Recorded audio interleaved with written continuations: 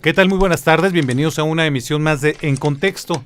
El día de hoy vamos a estar conversando con el diputado Daniel Moncada sobre un tema que ha estado cada vez más en la palestra pública y que tiene que ver con el futuro de los autodefensas o ex autodefensas que se han mantenido y se mantienen todavía hoy en prisión, incluido uno de los líderes de este movimiento que causó conmoción y bastante interés hace ya algunos años, el doctor José Manuel Mireles, para platicar con el diputado Daniel Moncada, que ha sido uno de los principales promotores para que estas personas que desafortunadamente se mantienen en prisión, muchos de ellos ya han salido afortunadamente, que nos diga qué está sucediendo con este movimiento, cuál es el futuro de estas personas, incluida la del doctor José Manuel Mireles. Te agradecemos, diputado, que estés hoy con nosotros aquí, que nos ayudes a poner en contexto que es un problema todavía que no ha sido resuelto en Michoacán. Al contrario, Mario, el agradecido soy yo, siempre abrir estos espacios y sobre todo de una radiodifusora tan importante, de un grupo en el país tan importante como es Radio Fórmula,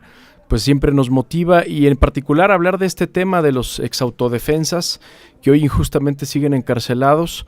Son más de 100, incluidos obviamente el doctor Mireles, que ya no hay razón jurídica para poder mantenerlo preso. El día de mañana teníamos programada junto con la defensa una audiencia pública. De hecho, el doctor José Manuel Mireles iba a estar a través de videoconferencia en el penal de Tepic, Nayarit, pero el juez quinto de lo penal, que es el juez de la causa, que por cierto han cambiado de juez en ese juzgado en 3 ocasiones, sin razón aparente, sin explicación. El juez quinto que hoy está en función, pues ni siquiera nos avisó, solamente le notificaron al doctor Mireles que se posponía esta audiencia y esperamos una nueva fecha. El juez ha determinado hacer lo que quiere, es omiso.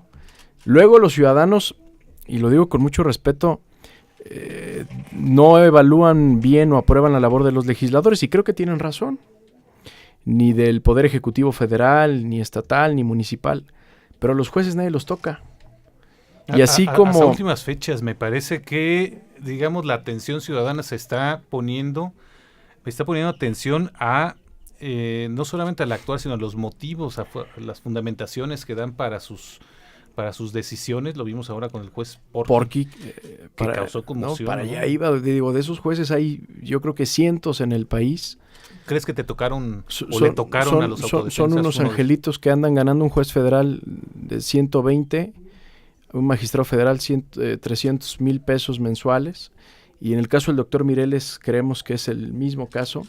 Ha sido omiso, dilata el procedimiento. Hubo un absurdo, por ejemplo, de un juez federal, el juez de la causa, el primero, donde decía que Mireles no podía ser trasladado al penal de Mil Cumbres, violando incluso el derecho, porque el sistema de justicia penal es muy claro. Todo procesado tiene que llevar su caso físicamente más cercano al juzgado donde se está revisando su causa. En este caso, el doctor Mireles, su expediente está en el juzgado quinto de Uruapan. ¿Qué tenía que haber estado haciendo en Hermosillo, Sonora? Ahí fue la primera gran violación. Ahora está en el penal de Nayarit porque logramos el traslado.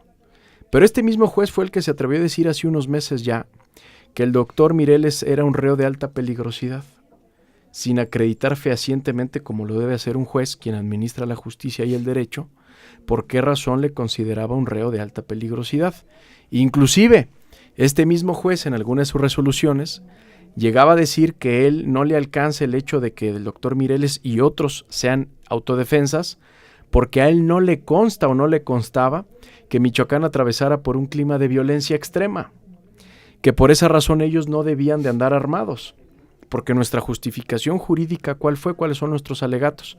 Sí estaba armado, claro que portaban armas, pero primero porque era un estado de necesidad, porque era una violencia generalizada y porque el Estado mexicano les permitió estar armados, les registraba las armas e inclusive hacían operativos y labores de seguridad de manera conjunta. Una causa, una justificación igual, pero en sentido contrario se dio también hace un par de meses, cuando un juez también determinó no trasladar a 4 de los hombres más peligrosos de México, ¿no? Que al final terminaron fugándose. Son estos criterios tan dispares, ¿no? Lo que habría que estar revisando de los, digamos, de los hombres del Poder Judicial para evitar que se den este tipo de cosas. Yo te preguntaría, porque lo ha hecho mucho Ignacio Mendoza, el abogado también que está colaborando aquí en esta causa, que son presos políticos. ¿Es posible afirmar esto? No, claro, eso ya está debidamente acreditado. Primero, son presos políticos porque fueron detenidos de manera selectiva. Todos los exautodefensas que no quisieron formalizarse, institucionalizarse en la famosa policía que creó Alfredo Castillo, la policía de exautodefensas, la policía rural, la fuerza rural, fueron detenidos, algunos otros fueron asesinados y son presos políticos porque su único delito fue haber defendido a sus comunidades, a sus familias, su patrimonio y su vida. Ellos actuaban con el permiso fáctico del Estado mexicano y, por ejemplo, tan son presos políticos que lo vimos con otros autodefensas que también estamos defendiendo, porque hay que decirlo así, Movimiento Ciudadano y tu servidor lleva la defensa jurídica junto con el abogado Ignacio Mendoza y pagamos los honorarios de la defensa y los gastos de la defensa, no solamente del doctor Mireles, sino de más de 100 exautodefensas. Cuando un juez, valientemente otro juez, determinó ponerles una fianza para que puedan seguir su proceso en libertad, pues la fianza era de 120,000 pesos. Son presos políticos y lo acredito así. Un campesino, un albañil, que tuvo que tomar las armas para defender a su comunidad, ¿de dónde va a sacar 120,000 pesos? Cuando otros verdaderos delincuentes, inclusive quienes han sido procesados por delincuencia organizada, se les ponen fianzas en Michoacán absurdas, y conocemos casos, menores de 7,000 pesos. O sea, prácticamente sí te dejo ir en libertad, pero te la pongo imposible e inalcanzable para que no puedas recuperar tu libertad, pagando 120,000 pesos, cuando muchos de ellos yo los conozco, ganan 1,500 pesos al mes, en municipios como Tumbiscatío, Arteaga o en Caleta de Campos, que son otros autodefensas que también estamos defendiendo. Y en el caso del doctor Mireles, otro juez dice no, a él no le podemos dar no le podemos otorgar el beneficio de la libertad, sin explicar sus razones. Entonces, hemos llegado a un punto sin retorno, Mario, en el que claro que también los jueces federales tienen gran responsabilidad y los magistrados, y estamos a días, te lo quiero anunciar, no lo hemos hecho público, que vamos a denunciar penalmente a todos estos jueces y magistrados ante la PGR por delitos contra la Administración de Justicia. Hoy, bueno, nos enteramos, como ya se ha hecho público también, que les bajaron la fianza, ¿no? Me parece que va desde los 20 hasta los 60,000 pesos, dependiendo de el delito del que están siendo imputados. ¿Cuántos se mantienen hoy todavía en prisión y cuántos han logrado, bajo este beneficio, digamos, de bajarles el monto de la fianza, están enfrentando ya su proceso en libertad? Algunos, los que se organizaron con recursos propios, ya más o menos han salido más de 60. Todavía se mantienen más de 40 en prisión que no han podido pagar. Y sí, efectivamente, la semana pasada, la resolución original de todo este grupo de exautodefensas presos sumaba 2,160,000, la totalidad de las fianzas. Se lo pedimos al gobierno del estado, no nos apoyó. Entonces hemos estado ahí apoyando en pequeños grupos, ellos también han estado consiguiendo recursos con su familia y hoy son solamente 680,000 lo que se debe, desglosados así. 3 personas tendrán que pagar 20,000, una 60,000, que es la fianza más alta, y 14, 40,000 pesos. Ahora, a todas estas cantidades pues hay que agregarle los honorarios que Movimiento Ciudadano está cobrando. Insisto, la administración de justicia sigue siendo costosa para quien no tiene recursos. La administración de justicia en este país desafortunadamente funciona para los ricos y los políticos impunidad, y para la gente de escasos recursos y los defensores como ellos, sociales, luchadores sociales, pues la cárcel, ¿no? Eso es lo que viene. Nosotros a media semana estaremos dándoles el anuncio porque estaremos en la PGR, insisto, denunciando a estos jueces. Estos exautodefensas, ¿de qué municipios son? Tumbiscatío, Arteaga, Caleta de Campos, que son quienes iban con el doctor Mireles el día de su detención, y el doctor Mireles. No hay gente ahorita de Tierra Caliente. Bueno, Tumbiscatío, Arteaga. Todavía, bueno, sí. Sí, es región Tierra Caliente, y hay algunos que ellos llevan su defensa de manera independiente. De aquí la Coahuayana, ellos no hemos llevado nosotros la defensa jurídica de ellos. Ahorita regresando del corte, diputado, te preguntaré si en las pláticas que han sostenido ustedes, la defensa con estos miembros de las ex autodefensas, con el propio doctor Mireles, han vuelto a platicar sobre la situación de seguridad de Michoacán. Se ha estado pues hablando cada vez más de esta reorganización de los grupos criminales, quizá no como un solo cártel como había antes, que era la familia o los templarios. Sí. Pero sí de células, dice el gobierno del estado, células remanentes de lo que fueron estos dos grandes cárteles que controlaban Michoacán, pero sí ya se habla cada vez más de lo que sucedió en Arantepacua. No fue producto, dice, de este grupo denominado los Viagras, que encabezados por el Beni en esta región, etcétera. Pero luego cuando surge otro problema de seguridad en Lázaro Cárdenas, dicen, también era producto de una célula criminal, luego viene un problema en el oriente y dicen lo mismo. Entonces, no sé si en este apoyo que está realizando Movimiento Ciudadano y tú en apoyo a estos grupos de ex autodefensas, ¿se platica algo sobre lo que está pasando en Michoacán? Si valió o no la pena haber enfrentado la prisión y estar enfrentando la prisión en estos momentos para tener lo que hoy tenemos. Sí, con mucho gusto. Vamos a un corte, regresamos, les dejamos un pequeño mensaje que dio el doctor Mireles desde prisión. Bien, regresando nuevamente, les recordamos que estamos conversando con el diputado Daniel Moncada de Movimiento Ciudadano sobre este tema que tiene que ver con los grupos de ex autodefensa que se mantienen, muchos de ellos todavía en prisión, entre ellos el doctor José Manuel Mireles. Nos quedamos con esta pregunta antes de irnos al corte, diputado. Sí, Mario. ¿Qué se dice entre los grupos de ex autodefensa, los que están enfrentando el proceso en libertad y los que todavía se mantienen recluidos en un penal y que dicen, bueno, valió la pena haber enfrentado todo este proceso, el haber perdido familiares, el haber perdido incluso sus propiedades y de repente se dan cuenta o nos damos cuenta que nuevamente hay muchos grupos criminales que nuevamente intentan tener el control de la seguridad en Michoacán? Son varias realidades, Mario. Primero, ellos están conscientes de que la lucha se debía de dar así, por la vía armada, no quedaba de otra.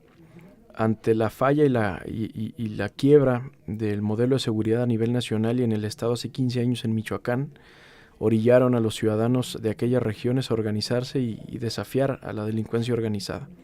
Si yo les pregunto a ellos, me han contestado que saben y están conscientes que tuvieron que pagar un costo muy alto, que valió la pena, pero que la tarea y la chamba no ha sido concluida.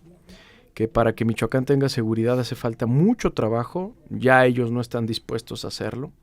Ellos ya pagaron con su tranquilidad, su calidad de vida, ellos ya pagaron incluso con la cárcel, ya son 3 años en prisión, 3 años.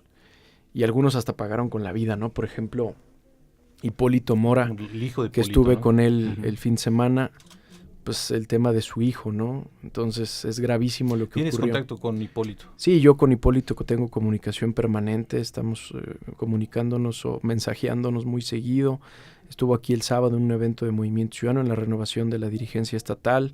Él fue candidato a diputado federal por Movimiento Ciudadano. La doctora Vicky Mireles, hermana del doctor José Manuel Mireles, fue nuestra candidata también a diputada federal por el Distrito de Hidalgo. Ella vive ahí, ella hizo su vida ahí como médico. Entonces, la chamba, ellos están conscientes que está inconclusa porque el proceso se interrumpió. Cuando surgen las autodefensas en La Ruana, porque el fundador fue Hipólito Mora, y después se van extendiendo a Tepalcatepec y a los demás municipios del Valle de Apatzingán, avanzan casi hasta 27 municipios. 27 municipios en donde prácticamente quedan libres de este cártel hegemónico que existía. Que además este cártel tenía penetradas todas las instituciones y todos los ámbitos incluso de la vida pública. No solamente las policías municipales, sino también las propias alcaldías, las direcciones de obra pública, las tesorerías, los propios alcaldes, el Congreso, el gobierno estatal, en fin. Lograron avanzar en 27 municipios, pero el proceso se interrumpió cuando llega Alfredo Castillo. Alfredo Castillo, cuando llega, interrumpe ese proceso natural, faltaban muchos municipios todavía. El planteamiento original que ellos tenían era avanzar a la región Uruapan, Lázaro Cárdenas, que ahí fue donde fue detenido el doctor Mireles. Eso es Morelia, ¿no? Avanzar a Morelia, inclusive estuvieron aquí muy cerquita, aquí a las afueras. en Acuitzio del Canje, Villamadero, hasta ahí fue donde ellos pudieron llegar, y para la parte aquí de Sinsunzan estuvieron incluso ahí algunos pequeños grupos de autodefensas en la zona de Surumútaro, rumbo a Pátzcuaro. Hasta ahí llegaron. El proceso se ve interrumpido, Alfredo Castillo empieza a administrar el problema, lo empieza a manipular, y ahí es donde se corta el avance. Encarcela a los autodefensas legítimos, y entonces el tema en Michoacán en materia de seguridad no está concluido. Mejoró, como ahora todos los políticos de todos los niveles presumen. Incluso el presidente de la República, cada vez que viene, dice que el tema de seguridad él prácticamente lo resolvió. No es cierto. No nos equivoquemos. No fue ni el gobierno estatal de la pasada administración de Salvador Jara, no fue ni el gobierno federal encabezado por Enrique Peña Nieto. El Michoacán que hoy tenemos, que vive una paz con alfileres, fue gracias a la lucha de los grupos de autodefensas. ¿Qué le falta a Michoacán? La mano del Estado. El gobierno del Estado actualmente tiene una gran chamba que hacer en esa materia porque todavía Michoacán vive violencia. La propia capital se complicó. Morelia hoy, la capital, está en una de las listas negras del país, está dentro de las 50 ciudades más violentas de todo México. ¿Y qué falta? Pues que se detenga a quienes encabezan estas células. ¿Y qué pasó? Pues sí, efectivamente, que había un cártel hegemónico que controlaba el Estado, se da el tema de las autodefensas, se termina con este cártel hegemónico y ahora hay una atomización de estos grupos delictivos. Estamos corriendo el riesgo de convertirnos en Guerrero, digo con todo respeto, lo digo. Hay algunos estudios que hablan hasta de 50 grupos criminales, pequeños grupos criminales en Guerrero. Hay unos que hablan de 10 más o menos consolidados, pero pues estamos hablando de, en el mejor de los casos, 10 grupos criminales, por ejemplo, en Guerrero. Michoacán se dirige hacia allá. ¿Tú ves estas condiciones para convertirnos en un estado tan inseguro como Guerrero? Mira, si no saldamos las deudas que tenemos con los exautodefensas, que esa es una chamba que debía hacer el gobierno del Estado y el gobierno federal, o sea, lo digo con mucho respeto, y se los digo a mis amigos los autodefensas, y ellos lo saben, están conscientes y comparten lo que yo les digo. ¿Qué tengo que hacer yo pagando la defensa? ¿Qué tengo que hacer yo como parte de la defensa? ¿Qué tiene que hacer Movimiento Ciudadano? Esa sería una chamba que le tocaría al gobierno del Estado y al gobierno federal. Porque es lo menos que puedes hacer por un grupo de personas que su único delito, si le podemos llamar así, que su único error, si le podemos llamar así, fue defender al Estado de Michoacán de la delincuencia organizada, que hizo la chamba que el gobierno dejó de hacer desde hace muchos años.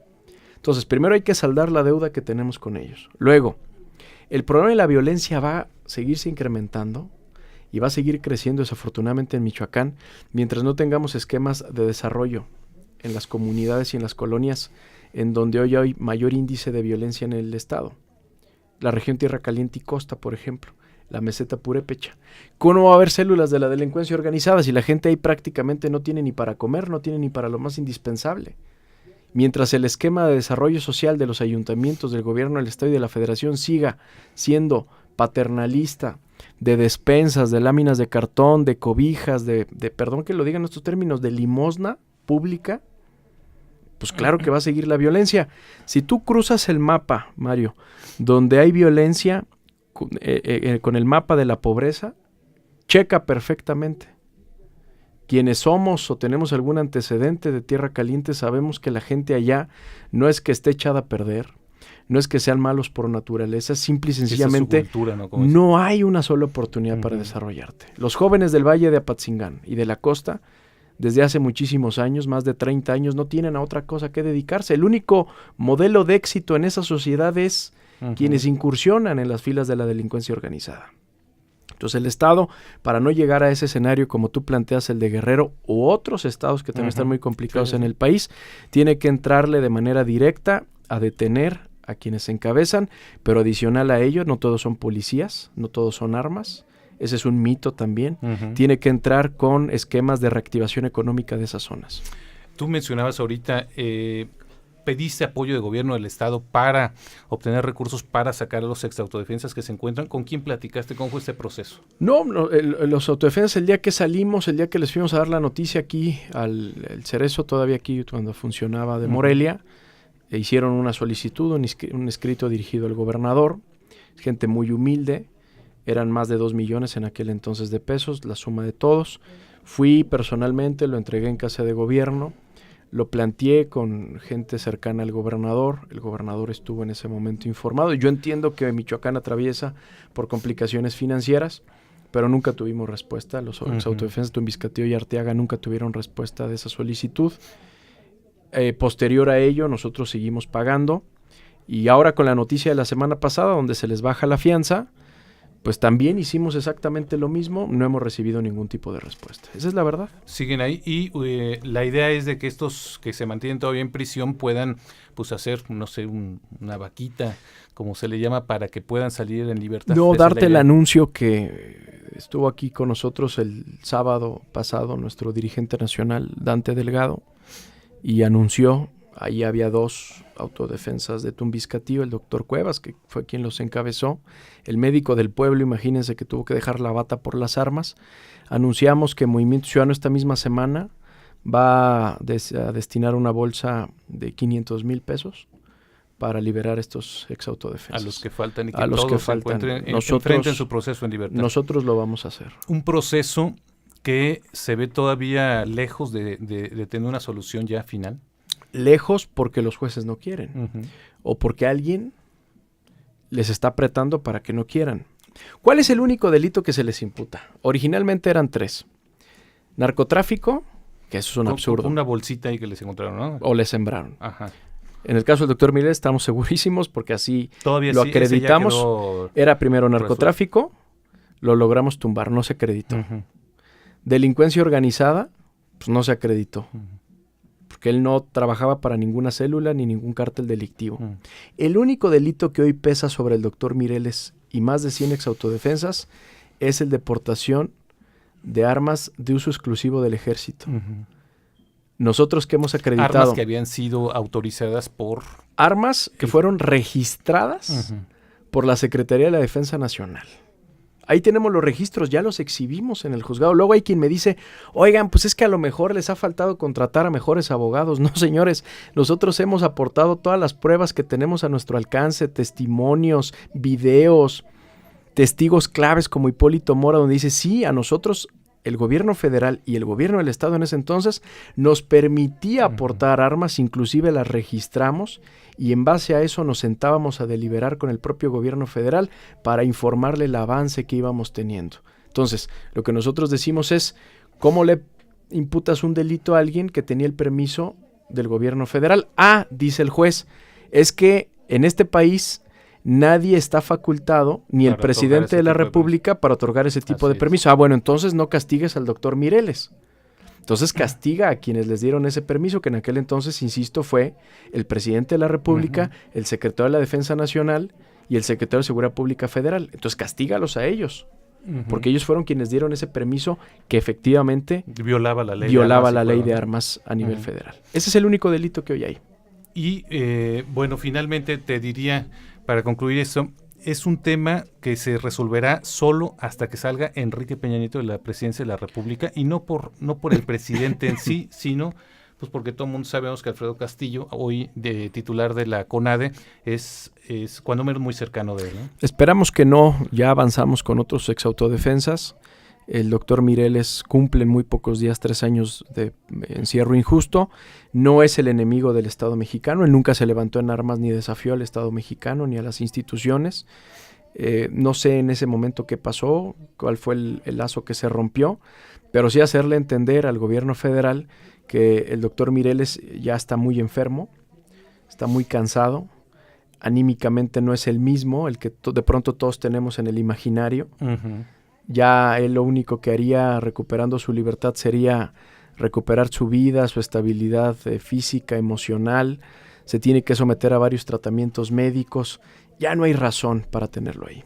Bien, Daniel, diputado, pues gracias por estar con nosotros aquí en Contexto, poner las cosas en contexto y pues en cuando tengan nuevamente informes, poderlos conversar aquí. Muchas gracias. Los vamos a invitar a las próximas noticias que vamos a dar en relación al caso de las autodefensas y muchas gracias al auditorio. Gracias al diputado Daniel Moncada de Movimiento Ciudadano. Con esto llegamos a la parte final de En Contexto. Gracias por habernos acompañado. Los esperamos el próximo lunes. Soy Mario Hernández.